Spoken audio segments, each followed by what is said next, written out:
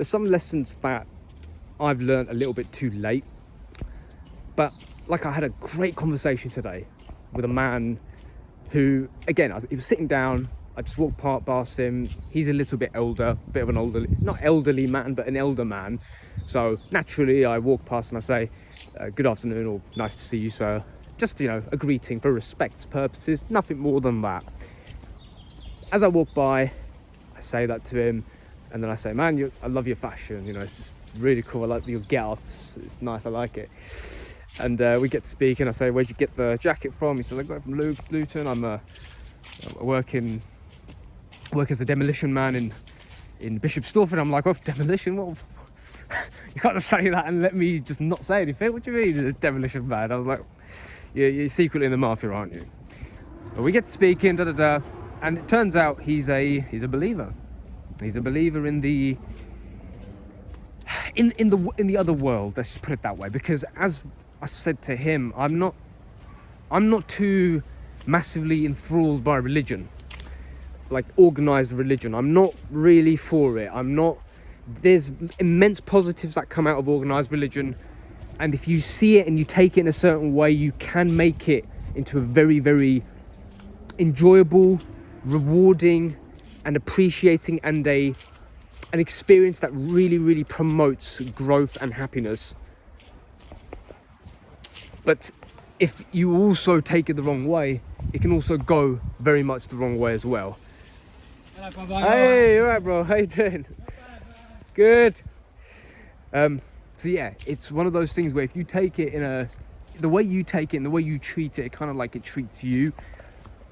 But if you go into organized religion and it dulls your thinking capacity and it brings out the worst in you in the form of you just losing autonomy and you doing what the church says, and you got to give your 10%, and you got to do things like this, and it turns into a method of control, which it has, and it just turns into another form of worldly government, doesn't it? Christ came, the man Jesus came, and he spoke against organized religion. He said, when you're going to pray, go into your room, do it in private. When you're going to give to charity, you don't let your left hand know what your right hand is doing, so that it's done in secret. When you do your acts of righteousness, acts of kindness, acts of goodness, you do them with full intentfulness to give, really not to receive, but to give, because that's what makes the world go round, if you do it correctly. And you make sure they're not seen by others. Make sure your acts of righteousness are not seen by others, he says. Right? Because if you do them for the reward of man, you get your reward, don't you? That praise that you get in the moment, that little bit of joy, happiness, oh, you know, everyone thinks I'm cool. You've got your reward, right? But the reward where you do it in secret, it's a more fulfilling one. It's one where you do get rewarded by God. You get rewarded by the higher power. Do it. There's no tangible experience I can give to you, because there have been so many. My whole life is weaved by this tethered fabric which governs all. I cannot tell you how it's done. All I can tell you is what I've done and where it's taken me, and that's what I want to say.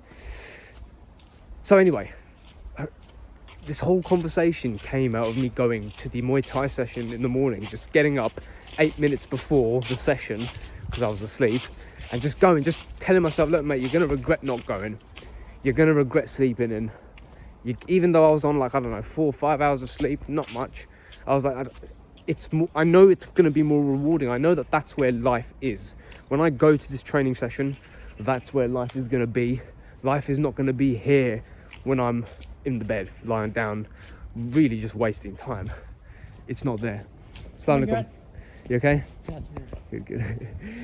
You're not going to be here in the bed getting your life. You'll go out there, the people, the service, just even going out and witnessing and smiling at someone, even just going out and it's small things, man. You know, Satan, I think he convinces us that life has to be big things. Like, you haven't solved world hunger, you haven't brought world peace, you've not cured mass hypnosis of the masses in Satan's grasp, you've not done this, you've not, you know. It's funny because he'll come at you. Look at these berries, man. Sorry, I'm so distracted right now. He'll come at you And sometimes he'll distract you with righteousness. Right? He'll distract you with righteousness itself. Like, he will come at you with whatever it is that he thinks will work to get you off your path of doing God's will. That's what he will do.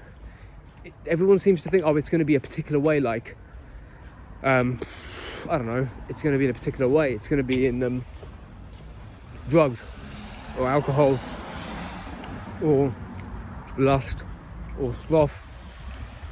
They all think that he's going to come in a certain form, in a certain scary form. You know, I think that's where the imagery of the red-horned devil comes from.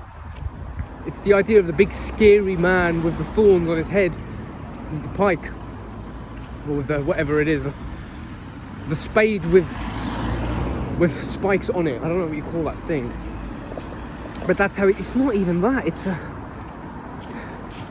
the thing that he's got in his hand. I'm looking at the image right now in my head. That thing is a agricultural device. I don't know what you call it.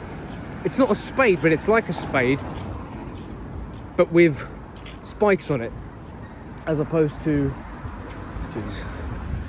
just being a curved metallic sheet. Yeah, I mean, what even is that? What even is that, man?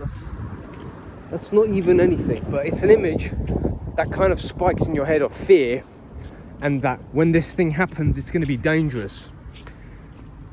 Most of the time, it's just indifference that it causes us to be indifferent towards our fellow man, and for being kind and for forming good communities around us, and for giving good energy and good vibes and good positive